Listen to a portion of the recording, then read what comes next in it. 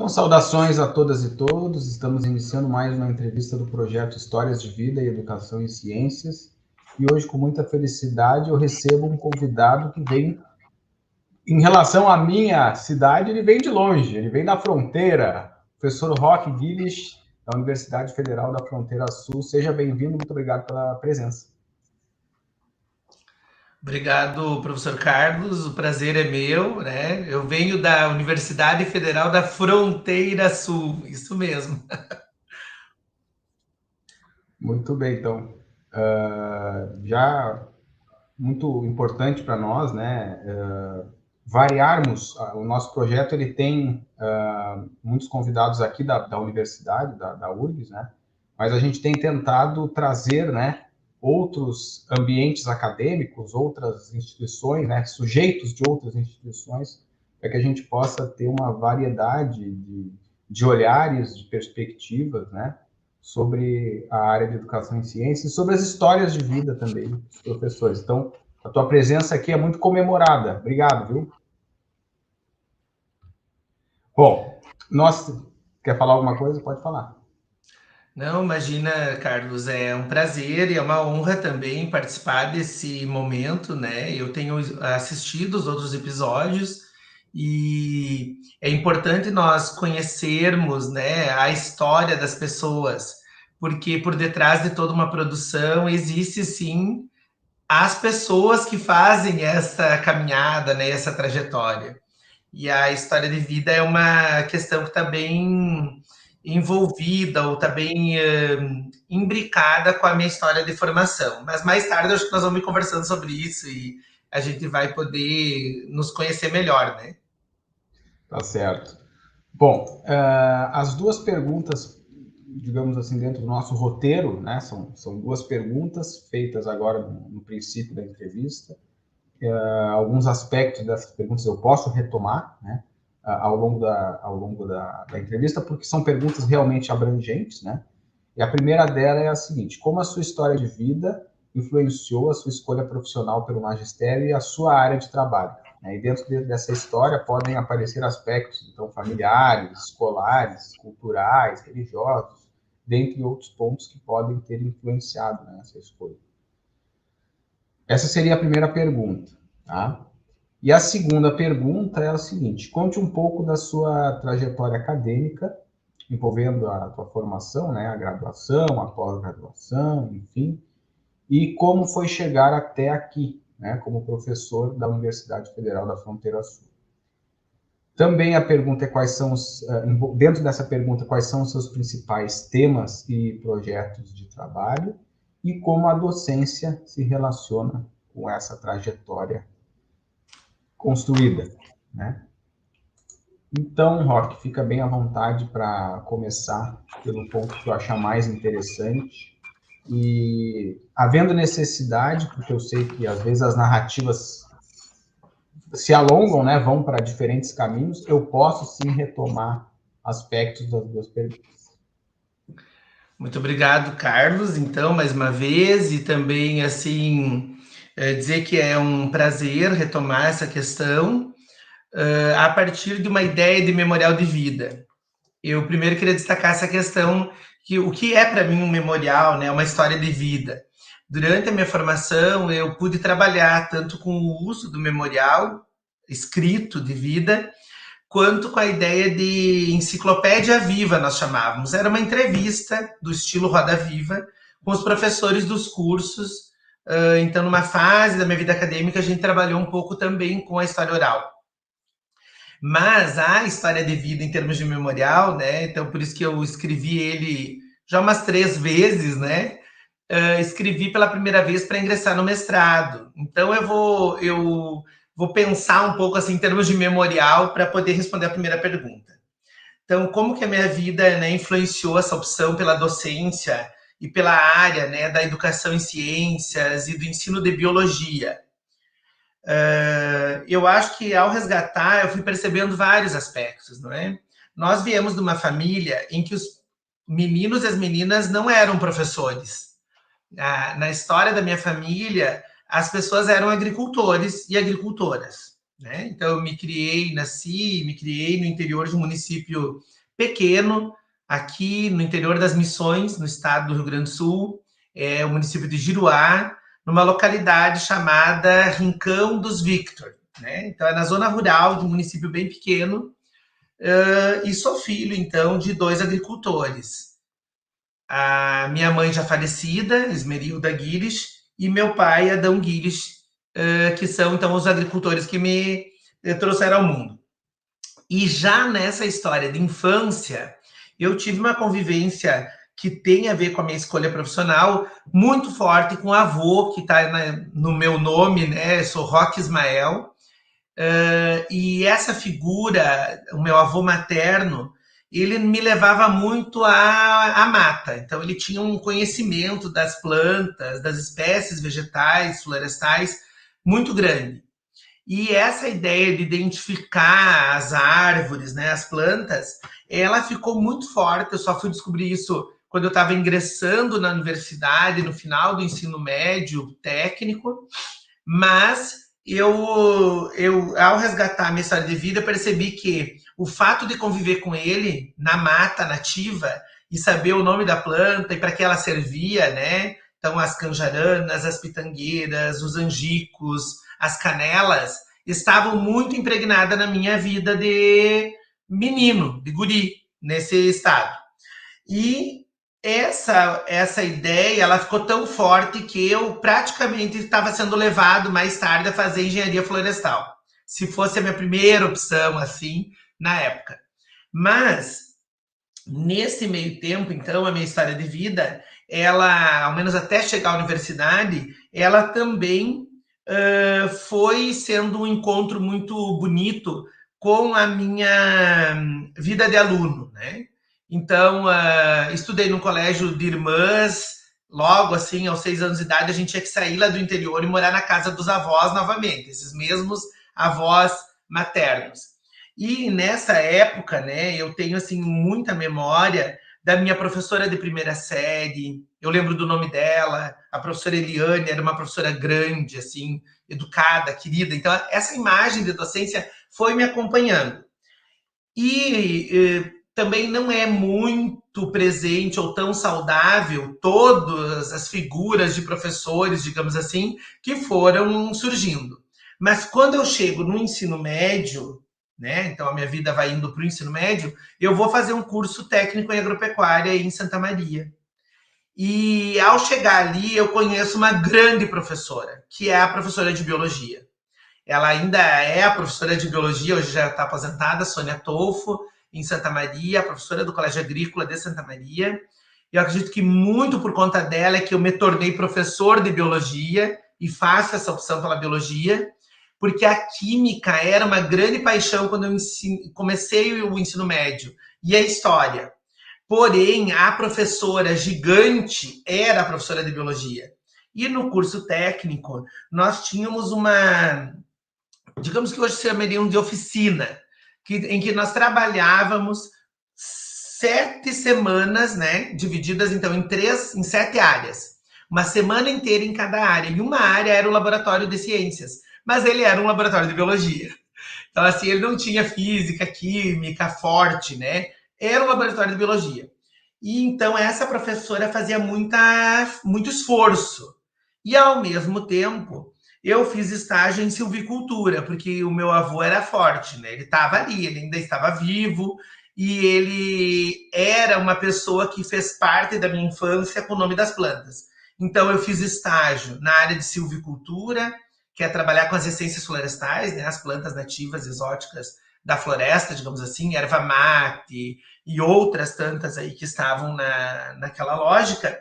E esses 2 setores, assim, vida biológica, plantas, né, estavam muito envolvidas com a minha vida pessoal, minha infância no meio da chácara, né, no interior do município, a vida de tirar leite, fazer queijo, cuidar da horta, foi fazendo com que eu, ao fazer o curso técnico em agropecuária, me identificasse mais com a silvicultura, por conta do meu avô.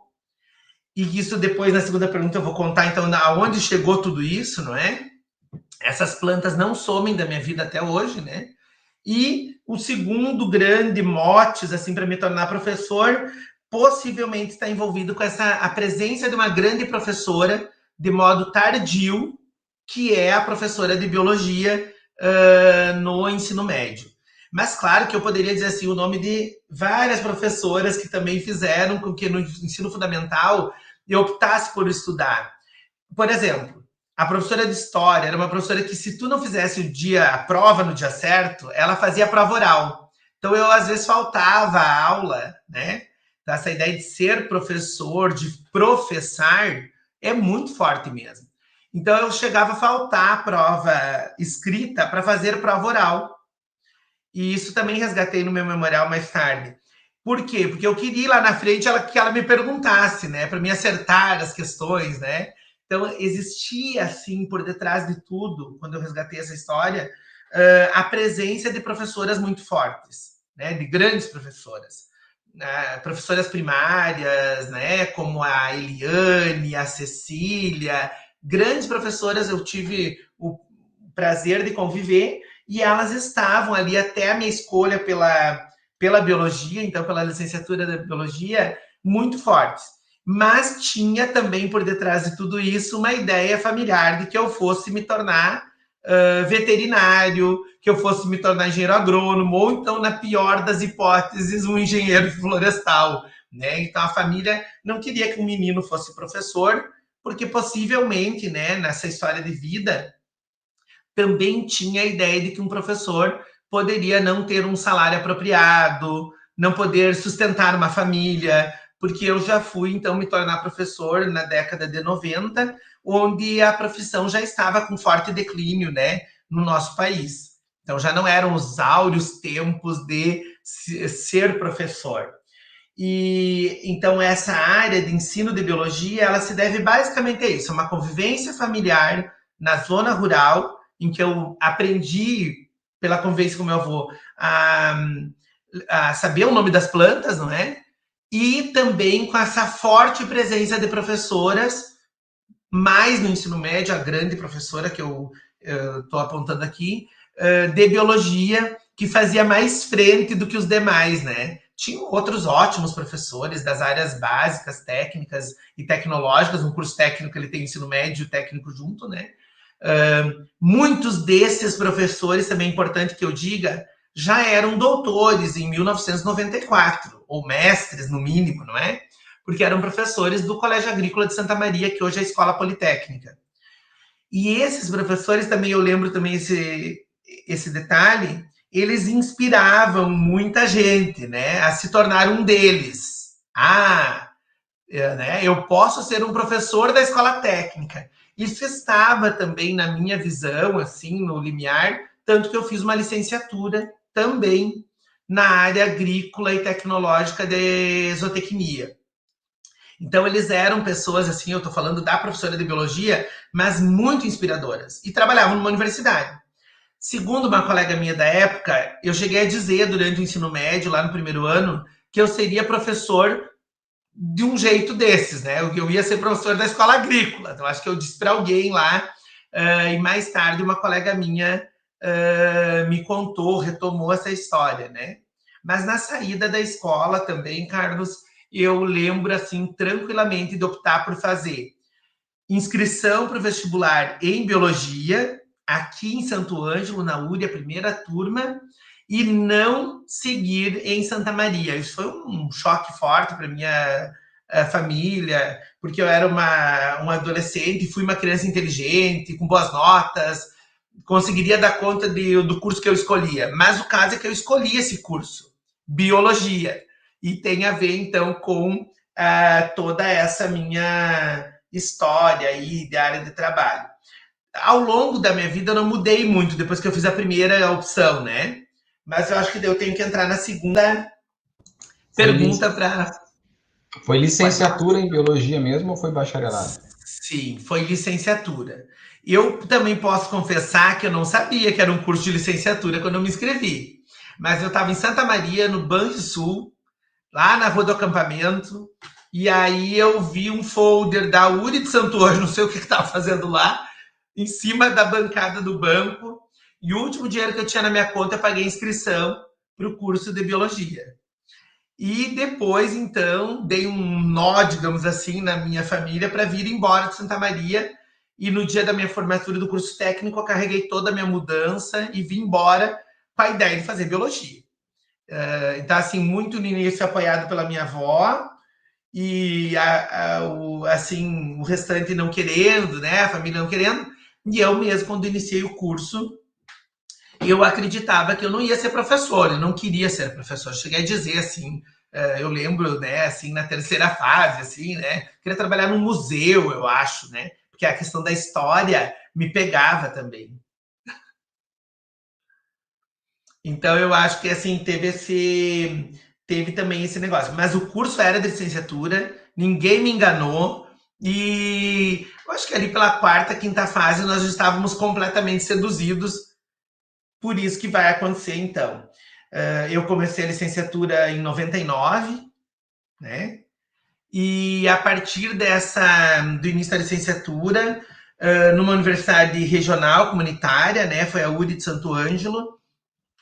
E eu tive assim o prazer de conhecer professoras novamente grandes que sabiam lidar, né, com essas crianção grande, né? Nós éramos adolescentes praticamente, né? Chegando na universidade com 17 anos, né? É óbvio que você não tem certeza do que quer ser, né? Mas eu tinha essa grande paixão pelas plantas e pela biologia. E dentro da licenciatura em biologia, eu logo descobri que ser professor não era algo que, logo não, mas acho que da quinta fase em diante, né? Não era algo que eu também poderia ser, porque aqui tem uma questão forte epistemológica, né? Professor era tudo de melhor que eu poderia ser. Então, atualmente, sempre digo para os meus alunos, não é, na licenciatura de biologia, que professor não é aquilo que você também pode ser, é tudo que você deve ser e pode ser e é o que pode ser de melhor.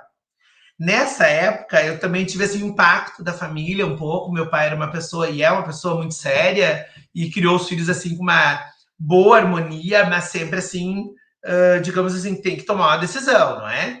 Então eu era técnico agrícola, não queria estudar na Federal de Santa Maria e queria fazer faculdade particular, pagando. Então eu fui trabalhar no chiqueiro de porcos da minha família. É isso que eu fiz durante a minha faculdade. E enquanto isso estudava à noite, então. Mas a todo evento que existia, eu tentava ir e ia. E na época também não tínhamos ainda o TCC, não é? Nós fizemos relatórios de estágio, não havia o trabalho de conclusão de curso na licenciatura, para quem se formou até 99. Né? Não, eu me formei em 2007 e não, também não havia TCC. O TCC, para nós, pelo menos, só foi, parece que foi a partir de 2008, alguma coisa assim, no caso da URGS aqui, né? Então, isso. O TCC não era algo comum, né? E uma universidade que ela já tinha uma história, URI grande, mas estava acontecendo o boom do crescimento do Campo Santo Ângelo, assim, de novos cursos e tal. Mas eu tive a chance de ser bolsista e voluntário numa pesquisa com águas nesse período, e ainda tive a chance também de trabalhar com a pesquisa científica por dentro das disciplinas de ecologia durante a graduação. Mas também, acho que uma coisa importante é dizer, tive essa condição de conhecer grandes professores desde a graduação, tanto na área de ensino, participando de eventos como o EPEB, os eventos, né, a criação da SBEMBio, né, a Sociedade Brasileira de Ensino de Biologia, foi durante um EPEB, nesse período da minha graduação, de 94 até 99. E eu estava lá em São Paulo, na Universidade de São Paulo, levado por uma grande professora, que é a professora Neuza Maria John Scheid, ainda é professora da URI, atual pró-reitora de pós-graduação e pesquisa, e ela era nossa professora de didática, de estágio, e também tinha sido nossa professora de citologia e genética, genética básica. E nesse período, né, nós pudemos ir a muitos eventos, muita formação externa, cursos de educação ambiental, e outras professoras do curso, como, por exemplo, a Carmen Nogueira, era uma geógrafa que trabalhava com ecologia, levou nós a vários eventos científicos também, na Argentina, em Pelotas, em Porto Alegre. Nós tivemos um convívio muito grande e bom, saudável, com professores que sabiam o que estavam fazendo durante a licenciatura. E esses eventos científicos, né, acabaram dando essa chance para a minha vida, digamos assim, de perceber que a área de ensino também fazia pesquisa, embora durante a graduação nós não tivemos essa oportunidade de fazer pesquisa, né? Mas pudemos ir até esses eventos, participar e também levar relatos da nossa prática. Bem no finalzinho da graduação eu já era professor, no último ano, em 99, quando eu decidi que, para me tornar professor de verdade, eu não podia mais cuidar do chiqueiro de porcos. Então, eu avisei a família que não faria mais essa atividade, assumi um trabalho de supervisor de ensino na Secretaria de Educação em Giruá, com outra grande professora de referência para a minha vida na área da gestão, que foi a secretária de Educação da época, Estel de Abreu Thomas. Eu gosto muito de contar esses nomes, que eles estão aqui na minha mente assim, o tempo inteiro, estão vivas ainda essas professoras todas, isso também é importante. Foram fazendo referência. E, ao mesmo tempo, eu fui trabalhar com o ensino de biologia no estado do Rio Grande do Sul já. Então, em 99, eu era professor no estado e supervisor de ensino na área de ciências e estudos sociais, né? Ainda era uma área só, história e geografia, no município aqui onde eu resido até hoje. Que saí, fui, voltei, mas hoje eu resido aqui e trabalho, então, aqui próximo, na cidade de Cerro Largo.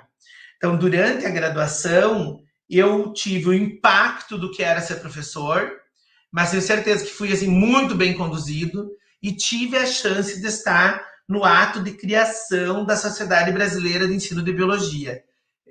Não sei se assinei a ata, teríamos que achar, né? Mas nós fomos as pessoas que estávamos lá assistindo as grandes professoras da área criar a Sociedade Brasileira de Ensino de Biologia. Como? A professora Neuza Scheid, que estava lá, que era a nossa professora, a professora Maria Cristina Panceira de Araújo, que depois acabei sendo orientado de mestrado dela, aqui do Rio Grande do Sul, que está no início da SBEMBio, da nossa regional e da brasileira também. A professora Adriana Mora estava lá, a professora Cristiane Giopo, que são, assim, Rio Grande do Sul, Paraná e Santa Catarina, no início da SBEMBio, a Regional Sul tem esses 3 nomes. Então, os EPEBs, né, que depois deram lugar ao grande evento da nossa área, que é o NBio e os EREBIOS, né, estavam, assim, em produção. Imagine, nessa época aí, durante a minha graduação, estava surgindo em quebra-PEC também. Então, as sociedades científicas de ensino estavam dando um passo maior, né, porque a nossa área também de educação e ciências é recente no país, né. Ela também não tem mais que 40 anos no máximo aí e está consolidada já hoje, mas ela tem uma história assim bem recente. A partir da graduação, então, sendo professor, logo me torno professor 60 horas no estado do Rio Grande do Sul, por um tempo. Professor de ciências e professor... Eu ia te perguntar, esse ingresso nas redes é como professor contratado? Eu entro na rede municipal. Ou como concursado? Como professor, eu entro na rede municipal como professor contratado e no estado durante mais ou menos 10 meses, 99. E já no início do ano 2000 eu já entro concursado às 40 horas, professor de ciências, fui no estado, e de biologia, já nomeado. Trabalhei muito pouco tempo com um contrato emergencial. Na época nem era emergencial. Existia um contrato chamado Pradem, que, segundo uma amiga minha, nos pagava R$190 por mês para 20 horas de sala de aula. E eram 20 horas em sala de aula, né? Ou você dava aula 20 horas ou você não trabalhava. Então, eu tive esse período de inserção na escola básica, pública e também na gestão do órgão local, né, municipal. E nesse mesmo ano eu fiz uma especialização em educação ambiental e interpretação ambiental, um aperfeiçoamento em biologia geral na Unijuí, que era uma parceria com a USP de São Paulo e a Unijuí, no programa Melhoria da Qualidade do Ensino de Ciências. Acho que foi um dos últimos programas que a CAPES financiou, do Melhoria, tá? Foi lá em 99 também, no finalzinho de 99. Tinha bolsa para os professores e tudo mais. E então, no início dos anos 2000, eu fico aquele ano dando aula, sendo supervisor, 99, 2000, mas eu estou muito incomodado com o fato que meus alunos têm uma dificuldade bem grande de aprender botânica. Olha as plantas aí de novo. E é uma disciplina que me incomodou bastante durante a graduação, eu sempre gostei dela, mas ela, para mim, ela tinha problemas na minha formação, de compreender melhor, talvez, contexto. Isso é normal, não é? Outras disciplinas também talvez eram difíceis e tudo mais, mas quando eu vou ser professor de biologia, eu consigo ensinar muito bem citologia, genética, zoologia, fisiologia, mas os meus alunos não aprendem botânica. E eu adoro botânica até hoje. Então, aquilo me incomoda. E na época também, iludido pelo fervor da idade, né, jovem, acredito, né, que o mestrado vai conseguir me ensinar melhor, né? Claro que eu estava errado, né? O mestrado era um momento de parar, refletir, investigar, sim, um problema de pesquisa, mas o mestrado não ia exatamente me ensinar a ensinar melhor, né? Era um mestrado acadêmico em educação, fui orientado pela Maria Cristina Panceira de Araújo, da Unijuí, e é um outro momento de grande aprendizagem, porque consegui ser aluno, então, de grandes referências, né? Como a Maria Cristina, o professor Otávio Maldaner, que foi meu professor de pós-graduação, a professora Lenir Zanon, vou lembrar desses três assim, que são o centro da educação e ciências na época, e também uma outra grande referência da educação brasileira, que foi o professor Mário Osório Marques, né, o fundador da Universidade Regional aqui de Juí, que teve uma obra publicada depois, 10 volumes pelo Ministério da Educação,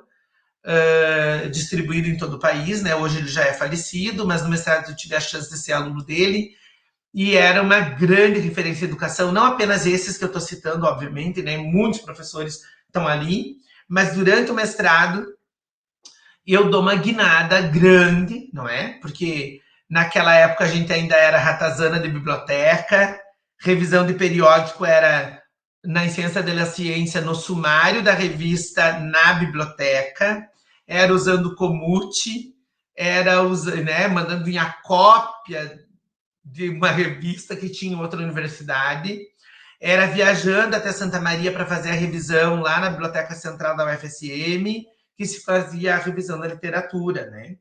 Então, eu resolvi pesquisar o ensino de botânica. As plantas não largam de mim, ficam aí dentro da minha história de vida até hoje, e faço também, como essa área, eu digo, é jovem, né? Claro, isso foi em 2001 até 2003, a minha dissertação, então já fazem 20 anos.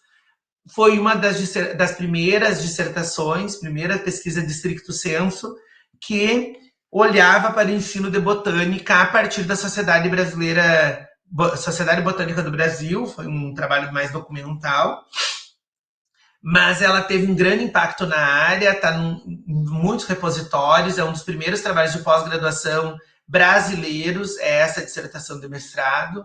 Na época, então, pesquisadores de outras universidades vieram para cá para ver o que estava acontecendo, entre eles o Paulo Sano, que é do ensino de biologia da Universidade de São Paulo, pagou por um projeto dele as despesas dele para ele vir ao Rio Grande do Sul, aproveitou para fazer um pouco de pesquisa e participar dessa banca, e acabou dando uma visibilidade grande dentro da própria Sociedade Botânica do Brasil, que eu acompanhei uma época, e também na área, então, de ensino de biologia, porque era muito recente. Tá? Bom, então esse foi meu mestrado, né? Eu fui mestre ali logo após a graduação, com 22, 23 anos. Isso na época já era uma idade jovem para ser mestre. Meus colegas tinham 50 anos de idade, 40, ainda mais um programa de educação, né? Todo mundo era professor da universidade, experiente. Mas nesse mesmo período me tornei professor de uma faculdade particular e acabei me tornando professor somente 20 horas do estado e 40 horas, 37 horas por semana, na faculdade 3 de Maio, que hoje é a CETREM. É uma faculdade comunitária, cresceu muito naquele período. A gente foi de 3 para 7 cursos de graduação, me envolvi na criação de novos cursos, né? Mas eu trabalhava basicamente na pedagogia, desde o início da minha carreira no ensino superior, que começou no ano de 2001, julho de 2001. Então, há 21 anos atrás eu era professor de ensino superior, e no curso de enfermagem. Então, ministrava disciplinas básicas de enfermagem e básicas de educação. Por exemplo, currículo, metodologia do ensino de ciências, obviamente, né? Então, minha carreira começou assim, sempre um pouquinho, um pé na básica e um pé na aplicada, né? Digamos assim. Eu não fiquei desde o início trabalhando com educação e ciências. E com 20 horas no estado, sendo professor ainda, por um bom tempo, até o ano de 2008. E aí também eu faço concurso, então, em 2008, né? Para a Universidade Federal da Grande Dourados, no Mato Grosso do Sul, onde eu sou nomeado professor da Universidade Pública lá. Naquela época também a área estava assim, abrindo as vagas para educação e ciências, não tinham muitas vagas. Eu fiz a prova lá porque abriu para doutor, ninguém se inscreveu 2 vezes, abriu para mestre, e aí tinha uma série de candidatos. E nesse período, então, eu trabalhei pouco tempo, só mais ou menos 2 anos na Federal da Grande Dourados, com a professora Lenice Silva, que é outra grande referência para minha formação histórica de professor e de pesquisador, e volto para o Rio Grande do Sul logo na sequência, então, em 2009, quando está sendo criada, finalzinho do ano de 2009, a Universidade Federal da Fronteira Sul. Sou o primeiro professor que chega no campus, e aí, quando eu estou voltando, eu descubro que o meu programa de pós-graduação ganhou o doutorado, né? Então, eu ingresso no doutorado, nesse mesmo ano, em 2010, com a professora Lenir Zanon, então, na época, né, educadora química da nossa área de Educação e Ciências, e vou trabalhar, então, com a minha tese de doutoramento sobre a formação continuada de professores e o livro didático de ciências. Eu não abro mão do currículo, então, né, tentando olhar para uma ressignificação dessa ideia do uso do livro tão forte ainda, né, que não é uma crítica, né, ele às vezes é a solução para o professor que está na escola, mas ele está sempre lá e me incomodava bastante o papel que ele exercia. Claro, eu estava fazendo pesquisa e orientando na graduação, na especialização, IC, desde 2001, né, numa universidade particular, depois na Federal de Dourados, então eu venho para a Federal da Fronteira Sul. E ali, então, eu acho que a minha trajetória acadêmica vai ganhar um grande percurso de consolidação, não apenas pelo doutorado.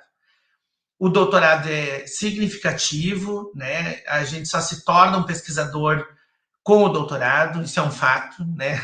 Não é o doutorado, mas eu sou um professor que vou fazer doutorado 10 anos depois que eu iniciei meu mestrado. Então, assim, eu chego lá para fazer com um projeto que sofre pequenas alterações, sim, e, claro, um grande aprofundamento teórico. Eu faço um encontro com a investigação-ação, tentei trabalhar com um conceito, produzir um alargamento conceitual para investigação, formação, ação, que é o que eu mais tenho feito atualmente, é o trabalho voltado para a reflexão crítica no espaço da formação inicial e continuada, né? Um pequeno à parte, assim, o início do doutorado e a conclusão do doutorado, os anos em que isso aconteceu, e o início do mestrado e a conclusão do mestrado. Em que anos isso aconteceu? Em que datas, né? Isso aconteceu, e depois o doutorado, para a gente localizar bem. Para a gente pontuar bem. O mestrado foi de 2001 a 2003, né? E somente, então, em 2010 é que eu ingresso no doutorado. Quando eu chego aqui para ajudar a criar o campus Cerro Largo da Universidade Federal da Fronteira Sul. Quando eu cheguei, não tinha nem cadeira. Tinha um prédio, né? E algumas poucas pessoas que estavam atuando aqui. E esse doutorado é concluído em 2012, em 24 meses, no prazo mínimo. porque eu estava muito focado, porque, como eu disse, eu aproveitei para aprofundar teoricamente tudo que eu desejava, mas eu não tive assim muita alteração entre o projeto e a defesa da tese, né? Eu tive assim amadurecimento, desenvolvimento e aprofundamento teórico, sim, né? Durante o programa de doutoramento, mas eu estava muito focado em escrever a tese. Os dois momentos foram no mesmo Na programa de universidade, pós-graduação.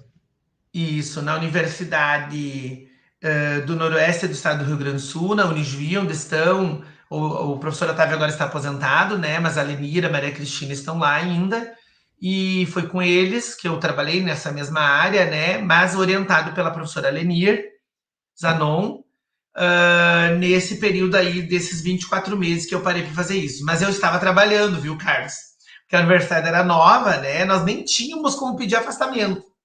Então, eu me dediquei bastante a ministrar as aulas e a estudar.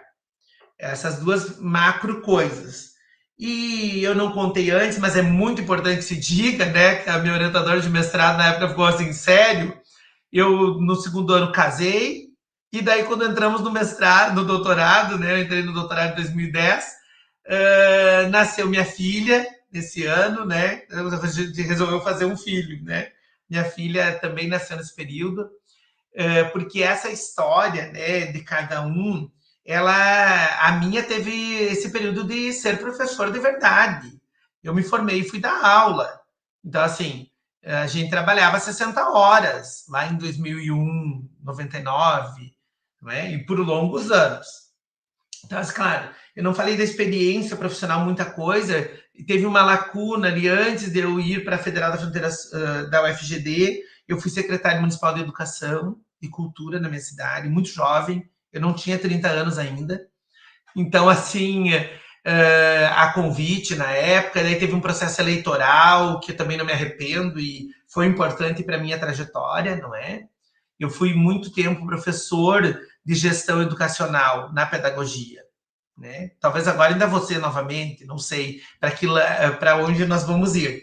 Mas chegando na Universidade Federal da Fronteira Sul, eu fui professor das licenciaturas da área de ciências. Nós temos 3 cursos atualmente, né? Biologia, Física e Química, licenciatura, todos eles. E nesse movimento, então, de fazer o doutorado e compor uma área de conhecimento, né? Que é para mim chegar onde é que eu estou com os temas e projetos de pesquisa, nós tivemos que arregaçar as mangas, literalmente, e nos esforçarmos para criar uma área. Então, de 2010 até 2017, nós criamos um grupo de pesquisa, nós criamos um programa de educação tutorial nessa área, então ajudei a criar e lidero um grupo de pesquisa, escrevi um projeto de educação tutorial na área de ciências, formação de professores meio ambiente.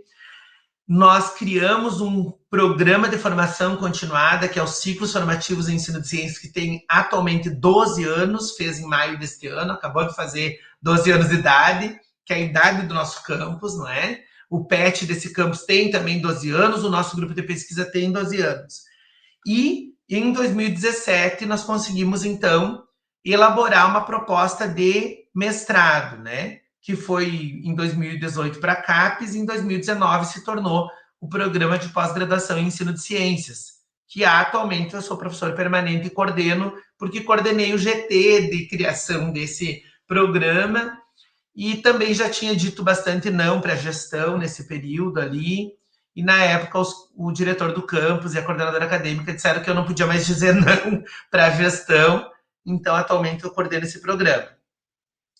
Então, eu queria dizer isso, que a nossa área de pesquisa, educação em ciências e matemática do Campus Cerro Largo, ela vai ganhando, né, um volume de pessoas a partir do momento que a gente cria esse grupo de pesquisa, o programa de educação tutorial, o projeto, que é um programa de extensão hoje, e ele vai passando de várias mãos. A minha tese se dá em torno da criação desse grupo de pesquisa e de extensão na área de educação em ciências e matemática, e depois isso vai tomando forma e corpo, e hoje são vários colegas, né, 11 colegas da mesma área que trabalham, ou 12, com educação em ciências e matemática, e outros agregados, né, aqui do campus e tal. Particularmente, toda essa função de criar estruturas onde não existiam, né, que aconteceu aqui, nos obrigou, não apenas a mim, né, a outros grandes colegas que estão aqui junto, né, desde o início, como a professora Érica, que trabalhou comigo desde o início, depois chegaram a professora Danusa e a professora Judite, que ainda estão aqui no grupo, né, outros chegaram, participaram, mas saíram, mais tarde a professora Rosângela, mais tarde também chegaram a professora Fabiane, a professora Eliane, a professora Paula. Nós temos uma área de ensino de ciências bem forte, então alguns, como eu disse, chegaram e não estão nesse grupo, mas estão por aqui na Federal da Fronteira Sul, e ainda foram chegando os outros tantos, então, nessa área de ensino de ciências e matemática, que vem se desenvolvendo. Mais particularmente, eu estou ligado à educação em ciências, como o professor Rubem, talvez eu tenha esquecido algum colega, a professora Rosemar também chegou nesse período aí de 2013, 15, com a professora Paula. Então, nós conseguimos montar um programa de pós-graduação. Quando nós chegamos, a maioria de nós, na Universidade Nova, éramos mestres. Todos tiveram que se titular ainda com um doutorado, se afastando, outros sem afastamento, voltar e sem abrir muito mão do trabalho, enquanto mesmo os afastados, né? Para poder montar um programa de pós-graduação, que hoje tem um curso de mestrado, porque é jovem, né? Ele foi criado em 2019, a primeira turma, foi aprovado em 2018. Então, nós estamos na 4ª turma de pós-graduação nesse momento.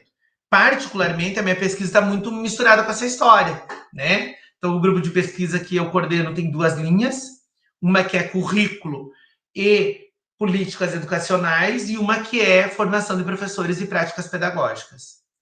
E nesse período todo, eu fui trabalhando mais na graduação com currículo, livro didático, concepções de currículo e teorias críticas, tá? É importante que se diga, né? Mas tive que avançar e abrir mão um pouco da pesquisa e da dinâmica curricular, né? Embora eu tenha feito, na minha pesquisa, frente ao desenvolvimento curricular, a dinâmica e reestruturação de currículos com a minha pesquisa de doutorado, eu fui um pouco abandonando esse campo, esse tema, né, para ficar mais situado em torno do processo de investigação, formação, ação, trabalhando com a formação inicial e continuada de professores de ciências. Por quê? Porque a linha 2, né, onde eu atuo na pós-graduação agora, né, que é a formação de professores e práticas pedagógicas, precisava, então, que os seus pesquisadores se dedicassem mais às suas linhas, né, às linhas do programa, como acontece com toda a pós-graduação.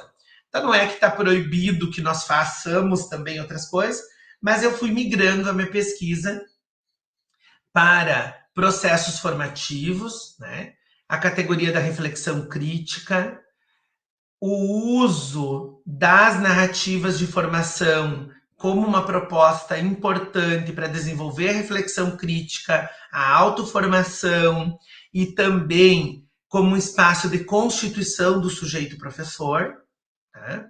Essas narrativas mais situadas em torno de diários de formação, as narrativas escritas e refletidas, e não quer dizer que eu não tenha orientado pesquisas com narrativas orais, vamos dizer assim. Recentemente, uma dissertação de mestrado partiu de um diálogo, como nós estamos tendo aqui, que foram histórias de vida textualizadas, e de formação e docência para análise. E também a narrativa e a potência da narrativa que está no relato de experiência.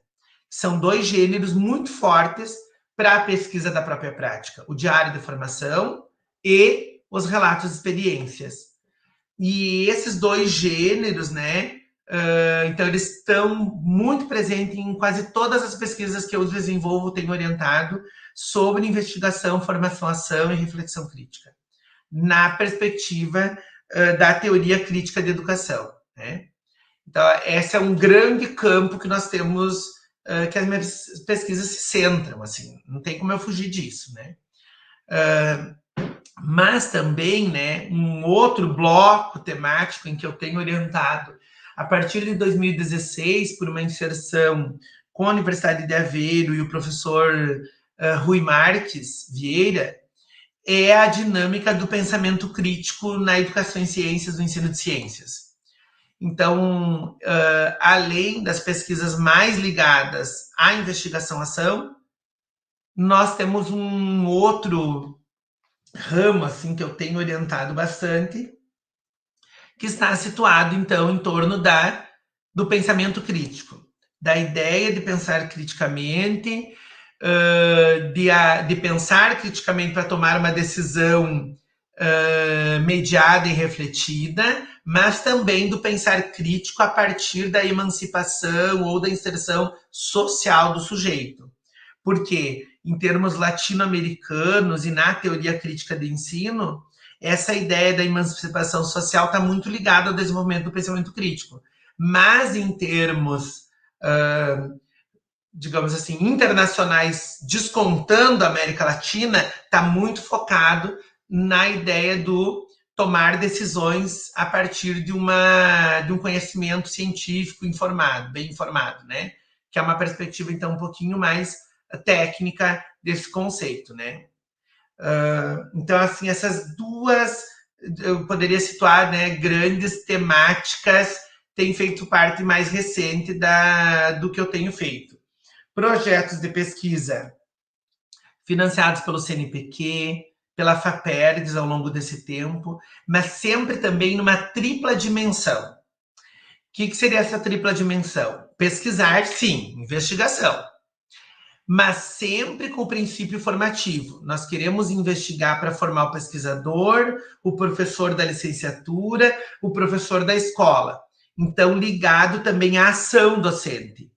Então, a nossa docência aqui e o nosso grupo de pesquisa, eu diria que não sou apenas eu, temos desenvolvido investigação, formação, ação, porque ela também consegue juntar muito bem o tripé da universidade. A pesquisa, o ensino e a extensão. Então, nós temos sempre pesquisa, investigação, formação, ensino de graduação, de pós-graduação e ação, tanto a nossa docência de cada um, mas também a extensão que está ali dentro. E nesse período, então, eu fiz projetos desde feiras de ciências, o atual edital do CNPq Ciência na Escola, o nosso já concluiu, teve que ser todo modificado para o modo online, né, e remoto. Então, a gente conseguiu organizar uma comunidade autorreflexiva com 3.000 participantes por conta da pandemia. Isso nunca seria possível. Claro que participantes ativos talvez chegue a 100, e nem sempre são os mesmos, a gente tem que ter noção da dinâmica e do que fala, né, e do que pensa. Mas sempre, então, assim, Carlos, aproveitando a oportunidade das agências para fazer um pé ligado à escola e um pé ligado à formação. Um grande projeto que é os ciclos formativos em ensino de ciências e matemática, né? Como eu disse, tem 12 anos nosso projeto de extensão, e ali nós desenvolvemos, então, a pesquisa. Tanto pesquisa mais ligada à investigação, formação, ação, como ideia de análise também por dentro da narrativa, como também análise microgenética para desenvolver e compreender a constituição do sujeito e dos conceitos. Essa dinâmica assim está duplamente envolvida, né? Essas duas grandes correntes teóricas estão nesse grupo: a abordagem histórico-cultural e a perspectiva da educação crítica na investigação, formação, ação. Então, a FAPERGS tem financiado nossos projetos, a universidade tem financiado, o CNPq tem financiado. Então, macro e micro ações também, né? E isso está, então, cada vez sofrendo também novos desenhos, não é? Surge um edital, isso também tem que fazer com que nós nos mexamos, né? Mas nós estamos muito preocupados em transformar, intervir, em estar em movimento, em termos espirais autorreflexivas que mudam, que surjam, ressurjam e se insurjam. Então, assim, a dinâmica da reflexão crítica, ela pede para que nós não sejamos teóricos, que sejamos prático-teóricos. O que é isso? É ouvir a ação docente, é ouvir a escola, é ouvir o professor da educação básica. E eu não disse aqui, né, mas a minha docência é basicamente composta, né, por graduação e pós-graduação, mas na graduação eu sou um professor de didática, de currículo, de estágio supervisionado, né, em biologia, em ciências, em gestão ambiental, gestão educacional, em educação não formal, eu serei o professor de estágio do próximo semestre, né? E então assim a minha atividade docente, acho que ela assim, eu não consigo me ver longe da extensão, nem longe da pesquisa, como eu disse antes, né? Mas eu acho que esse referencial teórico da investigação, formação, ação, depois de 2010, me ajudou muito, assim, a compreender que essa dinâmica não pode estar isolada, né? Eu não confio muito na ideia de que, principalmente nós da educação, do ensino, possamos separar a extensão do ensino, da pesquisa, da pós-graduação, né? Ele precisa ser desenvolvido, não tem um compasso, não é equilibrado, não é. E eu nem quero, não tô procurando equilíbrio em tudo isso, mas ouvindo a escola, ouvindo o contexto, né? E talvez tentando desenvolver, né? Intervir, né? Sem relação conflitual, talvez também não tem mudança, né? Mas a gente não tem a ideia de levar para a escola a universidade. A gente está mais interessado em trazer a escola para a universidade, né? Então a gente quer interagir. Nós vamos lá, eles vêm aqui e vice-versa. A gente não quer praticar nenhuma teoria em nenhuma escola brasileira. Não é a nossa ideia. Claro que nessa conversa, né, quando a gente está ou relatando, né, sistematizando uma experiência, a universidade vai falando e o professor da escola vai comunicando, e isso vai gerando talvez um ciclo novo de aprendizagens e ressignificadas para ambos os lados, né? A gente sempre tem essa ideia de que todo mundo aprende, né? Acho que esse é um bom relato até aqui, Carlos. Não sei o que mais que você gostaria de perguntar, mas né, claro, eu não falei assim muito, tu antes perguntou, né, da produção, né? Eu falei da trajetória, né? E os temas e projetos, né? Sim. Não, acho que foi bem abrangente o relato aí. Então, teria algumas perguntinhas, assim, alguns aspectos que a gente poderia explorar ainda, né? Por exemplo, assim, essa tua vivência, tanto de docência na educação básica, quanto na graduação, na pós-graduação, essa experiência bem múltipla, né, bem variada. Uma das coisas que sempre, não diria sempre, mas muitas vezes interpela, né, o professor, é a razão, os alunos pedindo explicações, por que eu preciso aprender isso, né? Por que eu preciso aprender modelo atômico ou aprender sobre botânica ou aprender sobre elétrica? Enfim, sistematizando isso, na tua visão, na tua experiência, né? Como é que tu responderia a essa pergunta? Por que é necessário ensinar ciência da natureza na educação básica? Muito bem, Carlos. Então, assim, eu vou me apoiar numa resposta de alguém que é bem mais experiente que eu e já não está entre nós, né? Uma vez perguntaram para o professor Mário Osório Marques o que precisava para ensinar latim ao Joãozinho. Então, a primeira parte da resposta era: primeiro precisa saber latim, né? O que precisa ensinar latim ao Joãozinho? Mas precisamos, né? Ele disse, saber como se ensina e como se aprende latim. Então, ele adiciona um outro componente importante, né? Talvez não dá, nem estou querendo fazer uma comparação direta com conhecimentos docentes, né? Mas ele recoloca o conhecimento pedagógico, didático, né? Ele vai avante. E mais tarde, assim, não é suficiente essas duas condições, que para mim já são 3 ou 4 ali na resposta dele. Se eu conhecer o Joãozinho, fica mais fácil ensinar latim ao Joãozinho. Então, acho que aí talvez esteja a raiz da resposta, né? Porque eu preciso ensinar. Talvez o professor que faz a pergunta ainda não percebeu que ele precisa conhecer o Joãozinho para ensinar botânica, que ele precisa saber como é que se ensina e se aprende botânica para ensinar botânica para o Joãozinho, e que ele precisa saber botânica. Então, assim, não dá para prescindir do conteúdo.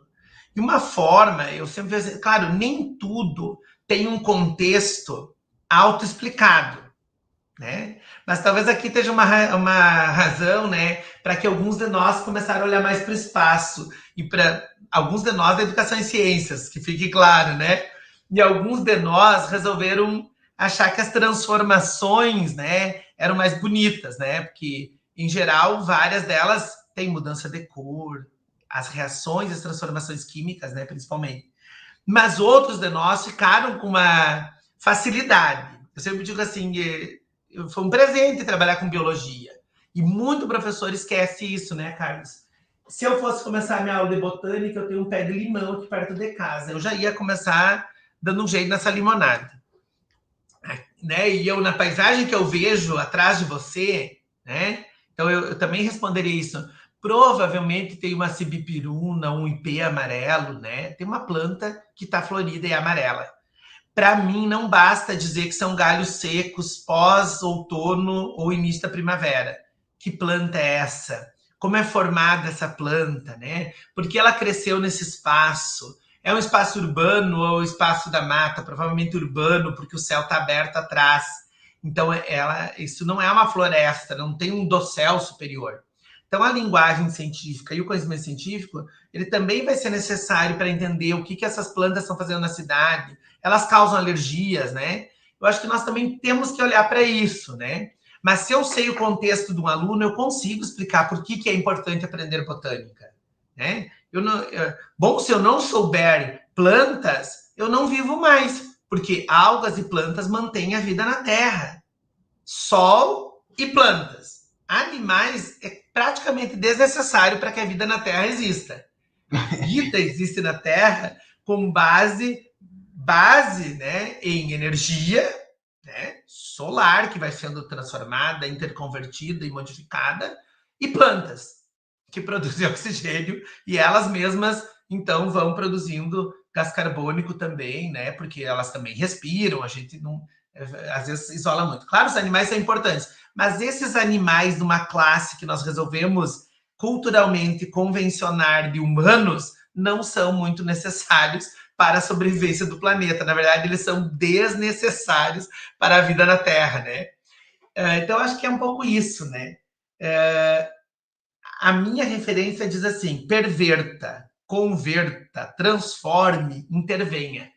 Então, sem olhar para o social, e às vezes as pessoas dizem, professor, mas o que é a transformação social? Quando você é professor, essa pergunta não precisa ser respondida. Você está sempre em contexto social, né? Então, às vezes também me perguntam, professor, é importante formar um professor de química? É muito importante. Porque um professor de geografia, de química, ele vai ensinar milhares de pessoas, né? Ele talvez transforme a vida de milhares de pessoas. Mas talvez a posição que eu ocupo é que a gente tem que repensar, né? Então, assim, me parece que conhecer o Joãozinho é o segredo de tudo. Mas não é exatamente saber o nome do pai dele, da mãe dele, onde é que ele mora. É saber esse contexto, né? Então, em que contexto a gente está inserido? Isso pode facilitar muito a ideia de convencer essas novas crianças, essa nova geração, né, a escrever, a ler, né, a desejar aprender, né, porque não é também uma tarefa fácil, né, Carlos? Mas a gente também não pode ir tateando no escuro, a gente precisa buscar referências fortes para a gente desenvolver os processos de ensino diuturnamente, não é?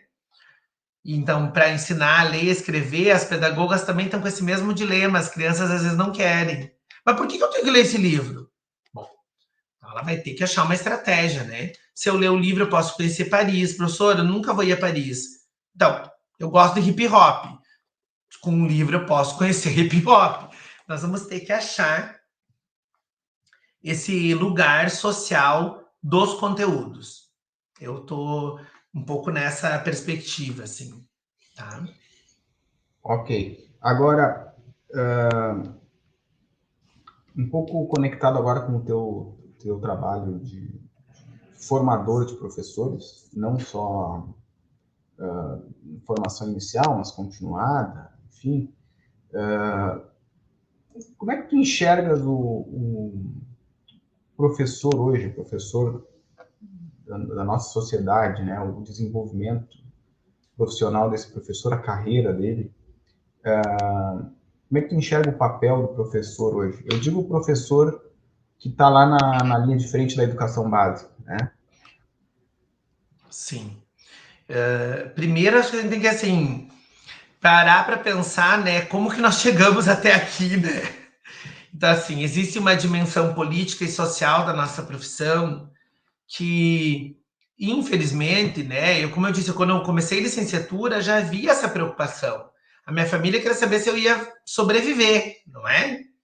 Mas eu acho que para além dessa condição social, que é uma condição de luta e que precisa, sim, de luta de classe, de sindical, e assim estrutura importante para a carreira se desenvolver, nós precisamos também um olhar de gestão de sistemas, né? Por quê? Como eu vou fazer formação e desenvolvimento profissional se a carreira do professor não reconhece e não valoriza a formação? Eu faço pós-graduação, né? O Estado do Rio Grande do Sul agora tem mestrado na carreira, mas em nome de que se perdeu muitos dos direitos de classes. Mas assim, como eu vou fazer então desenvolvimento profissional se não é reconhecido o tempo de estudo e formação dentro da carreira? Então acho que falta muito, né, essa questão da gestão. Sem gestão escolar de sistema de órgão também não funciona. Mas o papel social da nossa categoria, da nossa profissão professor, passa pelo reconhecimento profissional também de classe, e que é uma coisa que o Brasil avança e retrocede. Então, acho que são movimentos sociais que nós não podemos largar. A gente tem que parar, às vezes, parar o que está fazendo, fazer greve. Às vezes a gente tem que parar e não fazer, porque não é o momento. Então, tem que ter uma luta, assim, vigilante da profissão. Mas eu acho que também isso só vai ter um respaldo. Como é que eu vejo esse professor que está entre a cruz e a espada? Né? Eu vejo que ele está assim. Só vai dar para a gente modificar essa estrutura profissional se a gente tiver uma formação robusta. Então, assim, eu vejo que nesses 12 anos de formação de professores inicial e também continuada, os professores que participam efetivamente, que desejam desenvolver essa tarefa que, por mais árdua que seja, ela é necessária e importante, eles dão valor a uma formação robusta de conteúdo, de conhecimentos pedagógicos, de conhecimentos curriculares. E aí, talvez, entre um componente interessante. Uma formação robusta que respeita que o processo de formação, que é pesquisar talvez a própria prática, também possa ser reconhecido no ambiente de trabalho, né? Como parte da sua carreira. Então, vejo que tem muita resistência, né, Carlos, assim, nos órgãos, nas categorias, nos sistemas, né? Parar para a formação é uma palestra. Isso não vai fazer desenvolvimento profissional. Tem que parar, olhar para a própria prática e desenvolver ela. Por quê? Me parece que, em parte, quando eu paro e investigo a minha ação, eu me redescubro como docente. Eu acho que falta muito também um trabalho, não entendam errado, mas assim, psicológico com o sujeito professor. A gente fala muito em adoecimento, mas a gente não fala nada em coletivo e compartilhado. Então, essa formação por dentro da escola, por dentro do sistema, onde a gente conversa com os colegas de área, conta como faz a prática, e aí o Carlos conta como faz a dele, e talvez eu me reconheço na prática dele, inclusive nos enganos e nos erros que ele pode ter. Eu consigo dar um pouco de referência para o professor que ele também não está sozinho. Então, acho que não é só a universidade, mas falta nos sistemas de ensino estadual, municipais, pessoas na gestão pedagógica capazes de desenvolver essa outra formação. Não é chamar o professor Roque para explicar o conceito de fotossíntese, porque o professor de biologia provavelmente já domine muito bem. É a própria escola poder criar espaços de formação, não reunião de recado, que os professores também estão cansados, né? É talvez desligar o WhatsApp, né? E então fazer um trabalho que eu disse aqui psicológico, não é psicológico de autoajuda, não. É um trabalho de formação que eu possa contar com o outro, que eu possa me abrir sem ser xingado, punido, né? Então, relatar a minha experiência, sistematizar a minha experiência e trocar pode ser, depois vou dizer porque meu pode, uma tentativa eficaz, talvez até, de resgatar a identidade do professor. É um jeito de reposicionar, né, o papel dele na própria escola, na comunidade, né, de dar autonomia. Autonomia não pode ser dada, né, mas ela pode ser criadas condições para que ela se desenvolva. E esse reconhecimento com a profissão docente faz muita diferença. Mas eu já disse que a profissão, salário, justiça social também tem que ser buscada, né? Formação robusta também, na universidade, em serviço. Mas eu acho que também temos que criar comunidades, né? Comunidades de prática, comunidades autorreflexivas, de escuta, né? De escuta dessas narrativas. Por que não uma professora de escola pode contar sua experiência e nós dialogarmos sobre ela nesse coletivo de formação, né? Por que eu disse, né, possível, pode? Porque ainda assim a formação continuada, a formação inicial é uma tentativa. Eu não diria que é exatamente um tiro no escuro, mas ela é uma aposta, Então, assim, entre aquilo que se espera, né, expectativa e realidade, e aquilo que se tem, a conversa sim muda, né? E não é porque na prática a teoria é outra, não é. É porque as experiências só fazem sentido em contexto prático, né? Então é no contexto. Uma vez a professora Maria do Carmo me perguntou lá na FURG, após assistir uma fala minha lá na pós-graduação, e eu já estava muito feliz que ela estava na plateia, né? Ou estava assustado por ela estar na plateia, não se sabe ao certo. E ela, quando terminou, perguntou: Roque, resume para mim quais são os elementos mais importantes dessa proposta que é a investigação, formação, ação. E ela me deu a oportunidade de refletir, mais tarde a gente escreveu um artigo por conta da pergunta dela, que está publicado, que o elemento mais importante de um processo é o contexto. Não faz sentido eu falar em investigação, formação, ação livre. É em ciências, em alfabetização, em geografia, em gestão, em talvez categoria profissional, né? Então, assim, a experiência se dá em contexto. E a sua análise, o seu exame também precisa de um contexto situado. Então, a reflexão em contexto é que vai, talvez, reposicionar o lugar do professor, ao menos no espaço escolar.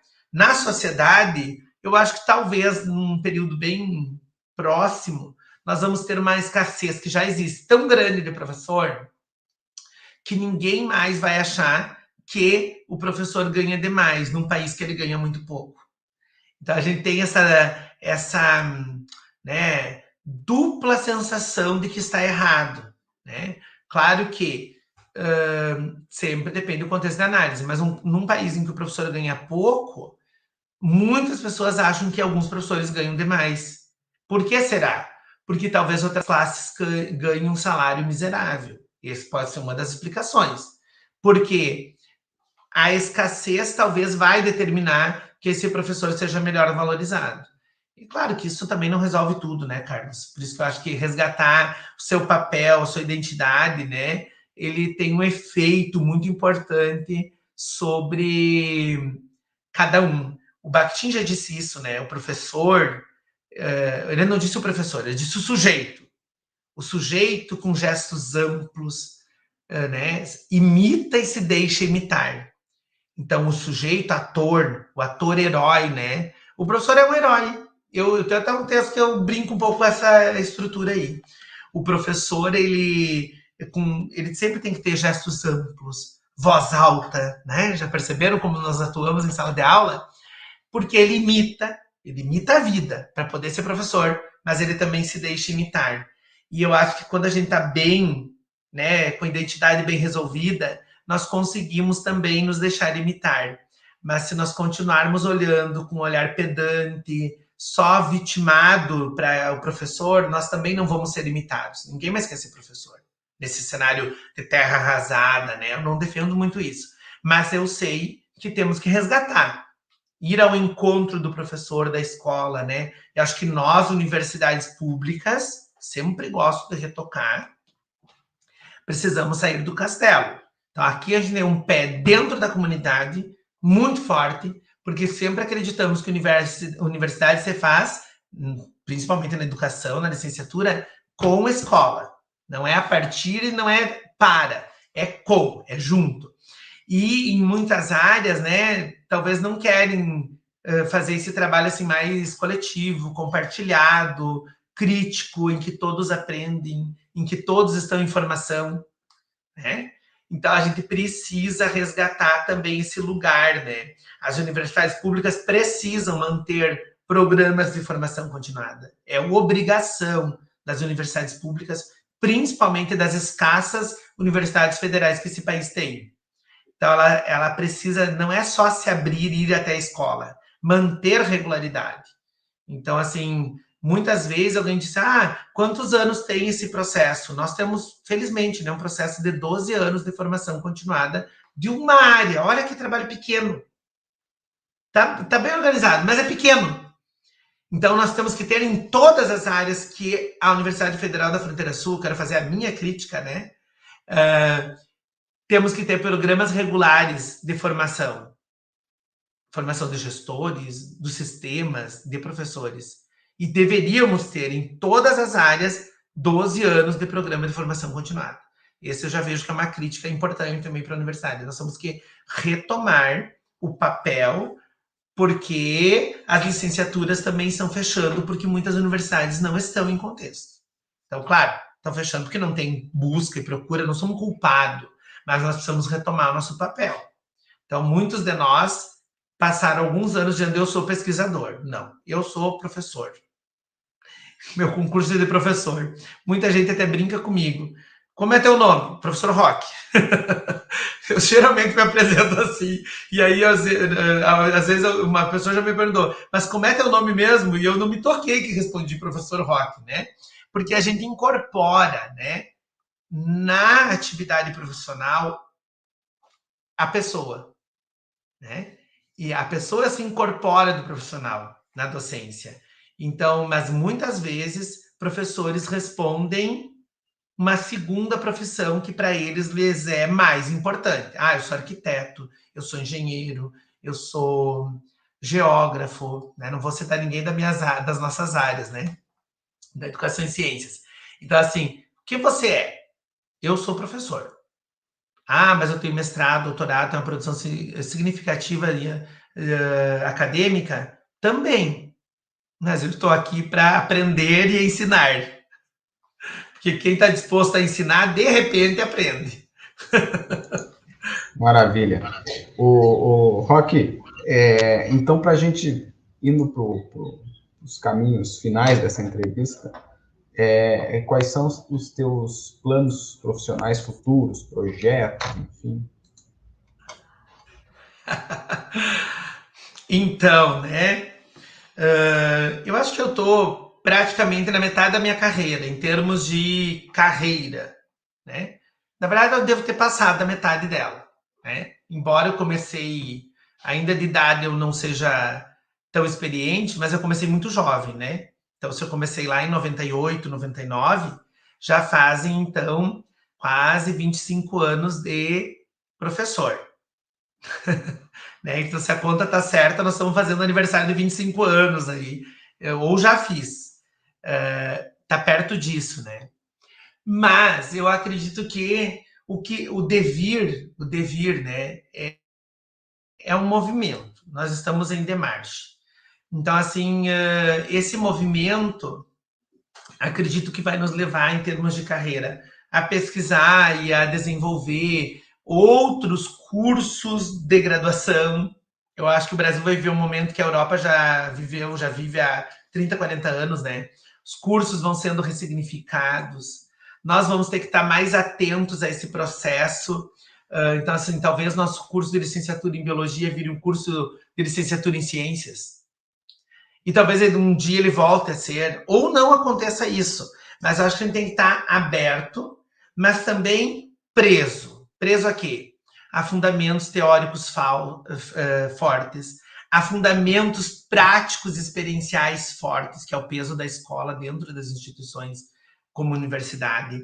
Temos que estar preso também à defesa da licenciatura como marca maior. Assim, eu vejo que ainda eu vou precisar fazer muito esforço para defender a licenciatura na minha universidade, no meu campus, no meu trabalho, na minha área de pesquisa, sob maneira, porque se nós acreditarmos que as licenciaturas não vão mais existir, o que é que nós vamos fazer? Tá? Mas eu acho que assim, o peso da defesa, né, então ela vai acontecer. Mas estarmos abertos, eu não sei se eu estou assim tão planejado para dizer o que vem por aí. Talvez também, desde a minha tese, eu estou sempre muito atento à ideia de que a investigação, ação crítica diga que a prática tem que ser tão forte que ela consiga perverter a teoria. Então, eu acho que eu quero me preparar, estou me preparando para estar mais aberto a me modificar pelo contexto também, porque essa ideia de intervir e transformar, né, pode parecer um pouco autoritária. Então, assim, talvez eu estar aberto a participar dessas intervenções e dessas transformações de fora para dentro, né? Então, assim, participando, como eu disse, sempre do contexto e tal. Então, talvez as teorias vão ser transformadas, talvez nós ainda vamos estar no auge desse movimento. Em mais 20 anos de trabalho, né? Espero ver um programa de doutorado aberto na minha universidade, no meu campus, onde eu trabalho. Espero encontrar meus alunos, grandes professores na rede pública, né? Então, assim, em termos de pesquisa, não sei se me afasto até o final da carreira da base, né, da perspectiva histórico-cultural, acho que não me afasto. Também não me afasto da investigação, formação, ação pela via da reflexão crítica. Mas quero estar mais aberto e mais atento a, talvez, me transformar também com esse processo, né? Então, e continuar. Eu acho que não é pela pesquisa e pela orientação, mas pela docência, né? O que é uma docência inovadora? É parar um pouco quieto e ver o que tu já está fazendo, né? Então, assim, não acredito que existam árvores muito grandes e frondosas como professores. Embora eu tenha conhecido alguns. E eu acho que eu citei o nome de quase todos os que eu acho que são árvores grandes e frondosas como jequitibás. Mas eu acredito que no dia a dia nós somos professores mais tipo eucaliptos, assim, mais comuns. Mas nessa prática comum, nós podemos fazer feijão com arroz todo dia, com cheiro e gosto que agrade, não é a todos, que agrade. Eu não sei a quem agrada, que talvez desagrade. E daí no embate dessa discussão, né, de formar outro, né, eu possa me transformar também. Então, assim, o professor é aquela pessoa que se apaixona no início do ano, não é? E nós da graduação, depois de 4 anos, a paixão tem que acabar. Porque tem outros alunos chegando, a gente precisa se reapaixonar de novo por essas pessoas, né? Então a gente ensina pessoas e acho que nós vamos ter que sempre pensar nessa dimensão também, né? Eu quero formar novos professores desse mesmo modo, mas de jeitos diferentes, né? Todo dia, mas colocando um tempero, né? Que às vezes muda o contexto. Então, se um dia eu trabalhei com histórias de vida, no outro dia eu posso trabalhar com imagens. E assim eu já vou mudando a estrutura. Então, eu não acredito em nada assim muito gigante, inovador. Não é que eu acredito em dar a mesma aula todo dia. Mas na prática, eu percebo que as pessoas têm que acordar de manhã, colocar um sorriso no rosto e trabalhar. E isso nós vamos continuar fazendo. Então, eu acho que é aberto o suficiente para se modificar, mas também entendendo que inovação está agora, está acontecendo aqui. É uma atividade inovadora. Me convidaram para falar da história de vida e era oral, não era o meu memorial escrito. Né? Então, foi inovador. Mas eu já escrevi meu memorial por umas 3 vezes.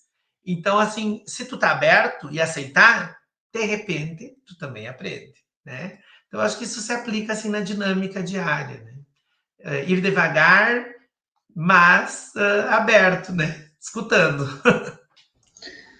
Bom, com essas respostas tão ricas, com tantos elementos, né? Eu agradeço ao professor Roque pela colaboração, pelo tempo.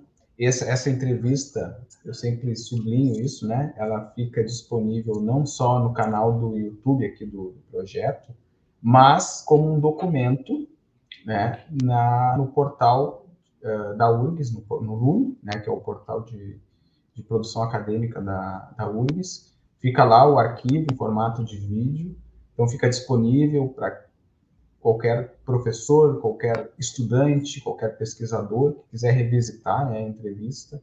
E isso é uma coisa muito importante. Então, pela produção dessa entrevista, que é um documento acadêmico, né, e a disponibilidade do teu tempo, da tua abertura de fala, de espírito, enfim, para essa entrevista. Te agradeço demais, Roque. Obrigado, viu? Eu que agradeço, Carlos. Acho que é um projeto também inovador, não é? Porque ao mesmo tempo faz um resgate, conversa com pessoas que estão por aí, né? Nós estamos por aí.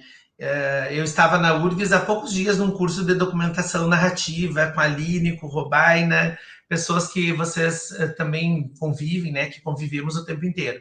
Então, eu acredito que estar nesse espaço aqui livre, aberto, como você colocou, também é uma forma de nós ressignificarmos o nosso fazer de ser docente, né? Esse pensamento oral que precisa ser sistematizado aqui e que ficou resgatado, né? Também é importante para mim, como professor, como Roque, né? O professor Roque está aí e fico feliz por essa oportunidade, pelo destaque dado. Nós somos uma universidade aqui jovem, né? Embora a gente cada um tem a sua experiência. Ela também, a Federal da Fronteira Sul é do Reúne 2, ela foi criada no advento de 2009 e ela precisa também, e tem feito seu trabalho, mas ela precisa também, desde já, se reinventar, né? Então, eu também quero agradecer muito, Carlos, aceitei, porque nós também não podemos fugir da raia. Eu chamei, né, conclamei aí o recado. Nós, universidades públicas, não podemos dizer não ao serviço público. Nós devemos dizer não ao serviço privado. Ou até podemos, mas não podemos dizer não à nossa atividade pública, né? Então, muito obrigado. Foi um prazer. Muito obrigado mesmo. E, igualmente, para nós também foi muito bom. Para mim, pessoalmente, excelente. Tá bem? E nos encontramos aí, quem sabe, nos próximos eventos, presencialmente. Tomarmos um café. Isso aí, Carlos. Prazer.